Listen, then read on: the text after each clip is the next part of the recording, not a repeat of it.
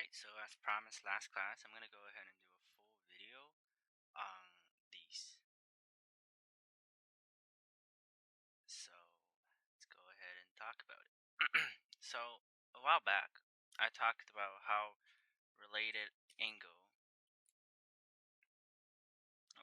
how related angles had to be using 180 and 360. And correlated had to be using, oh, what am I doing? Had to be using 90 and 270, right? So let's go ahead and see how this plays out. So let's go ahead and first classify these. So I'm going to go ahead and write this. Sine of 180 minus x. Cos of 180 minus x. Sine of 360 minus x. Cos of 360 minus x. Okay. Let me make this larger. Alright, so last class we learned that this was equal to sine x, right? And this was equal to negative cos x. And we also learned the CSAT. Well, okay, I go by O student take calc, but O student take calc. We also went by this law. This was the cast rule. So this helped us determine whether it's going to be negative or not. So if we had 360 minus this x, so assume x is something like this. Assume x is a little angle here. So 360 minus x is going to be somewhere like here. So that is in the C area. So this means sine is going to be negative here. And then cos is going to be positive here. So there we have it, our related angles. Right? Now let's go ahead and do correlated angles. So remember, these can only be using, well, okay, let me just enlarge that because I have to type a lot into it. So this has to be using 90 and 180.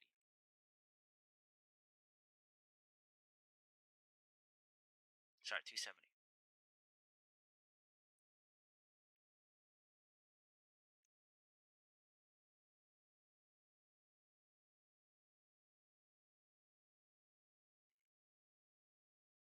Right?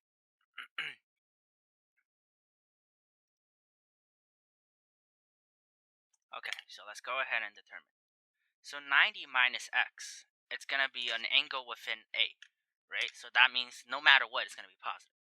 And since we're switching it into cosine, so cosine is positive here. And we can say the same thing for cosine 90 minus x, because everything is positive here. There's nothing that's negative in the first quadrant. All right, even tangent, cosine, secant, or the things you're going to learn soon, they're all positive. 270 minus x is going to give us something in the t quadrant. So unfortunately, both of them is going to be negative.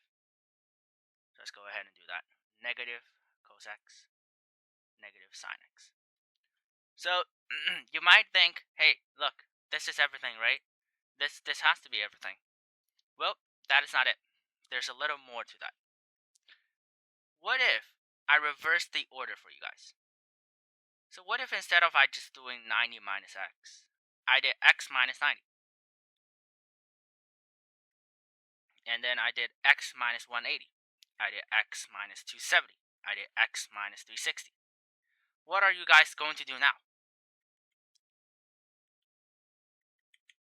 Right? Sine.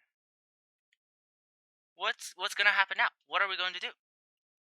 So we're going to talk about the idea of us trying to factor it within the system. So imagine I have sine x minus 90 here. How do I make it become so that it becomes 90 minus x? So I actually have to go ahead and, well, I have to change it. I'm supposed to factor it. So I'm going to factor a negative out of it. So now it's 90 minus x. Oh, why is this copy and pasted? So now 90 minus x. Remember, we had it earlier. That's just cos x, right? But now we had a negative cos x. So what do we do here? So I want you guys to pause the video right here and think about it. think about how you're supposed to get to it. Right? I already gave you guys the cos x. So now we converted it, but we still have a negative here, right? Negative cos x. And x minus 180 degrees. So x minus 180, we're going to do the same factoring process. So now it's going to be negative 180 minus x. So originally we if we had sine of 180, it would just be sine of 180x. It would just reduce down to x, which is the same thing at this point. However, it's going to be a little different. So we have 180 minus x reducing down to sine x. So now this is actually going to be negative sine x. Right? No problems, I believe. Yep. And then we can do the same thing for the rest. However, this doesn't conclude everything. Because you realize, hey, we're just minusing them. What if we add them? Right. That's a great point. Let's do 180 plus x. So if we do 180 plus x, we're actually going to leave ourselves within this quadrant. So, sorry, this t right here. So 180 plus x, we can tell already that it's going to give us a negative value. And then cos of 180 plus x, that is also going to be negative, right? And we're not learning about tangent yet, so can't do too much here. So this is all we have. And now let's do 360. So you're like, hey, wait a minute. So if I do 360 plus x, what does that mean? Right? We're going to be back to x. So 360 plus x is just itself, essentially. That is all I want to say. 360 plus x is just itself.